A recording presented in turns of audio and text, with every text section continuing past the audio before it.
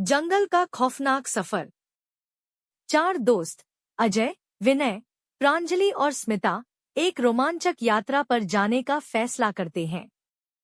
उन्हें हमेशा से घने जंगलों में घूमने का शौक था और इस बार उन्होंने एक ऐसे जंगल को चुना जिसके बारे में कई डरावनी कहानियां प्रचलित थीं।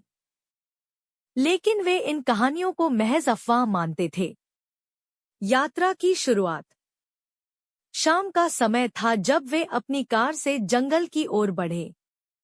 रास्ते में एक गांव पड़ा जहां के लोगों ने उन्हें चेतावनी दी, रात होने से पहले जंगल से वापस लौट आना, वहां अजीब चीजें होती हैं।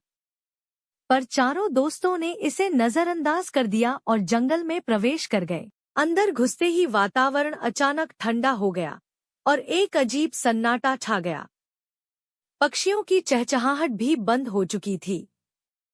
उन्हें थोड़ा अजीब लगा, लेकिन उन्होंने सोचा कि यह सिर्फ उनका भ्रम है। पहली अजीब घटना। जंगल में चलते चलते अंधेरा होने लगा। उन्होंने कैंपिंग के लिए एक जगह चुनी और टेंट लगा लिया। अजय और विनय लकड़ियां इकट्ठा करने चले गए, जबकि प्रांजलि और स्मिता खाना बनाने की तैयारी करने लगी। तभी झाड़ियों में किसी के चलने की आवाज आई।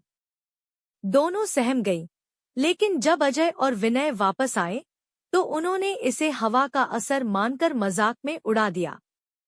रात होते ही अजीब घटनाएं शुरू हो गई। अचानक टेंट के बाहर किसी के चलने की आहट सुनाई दी। अजय ने टॉर्च जलाकर बाहर देखा, लेकिन वहां कुछ नहीं था। तभी एक ठंडी हवा का झोंका आया और उनकी टॉर्च अपने आप बंद हो गई। वे डर गए, लेकिन फिर से टॉर्च जलाकर देखने लगे। इस बार उन्होंने दूर पेड़ों के बीच किसी को खड़ा देखा। एक औरत सफेद कपड़ों में बिना हिले-डुले बस खड़ी हुई। भयानक मंजर। अजय और विनय ने सोचा कि कोई मजाक कर रहा होगा, लेकिन जैसे ही उन्होंने पास जाकर देखा, वह आकृति हवा में गायब हो गई। तभी प्रांजलि की जोर से चीख सुनाई दी। जब वे दौड़कर टेंट के पास पहुंचे तो देखा कि प्रांजलि हवा में लटकी हुई थी, जैसे कोई उसे अदृश्य ताकत से ऊपर खींच रहा हो। उसकी आंखें चौड़ी हो गई थी और अगले ही पल वह जमीन पर गिर गई, बेजान।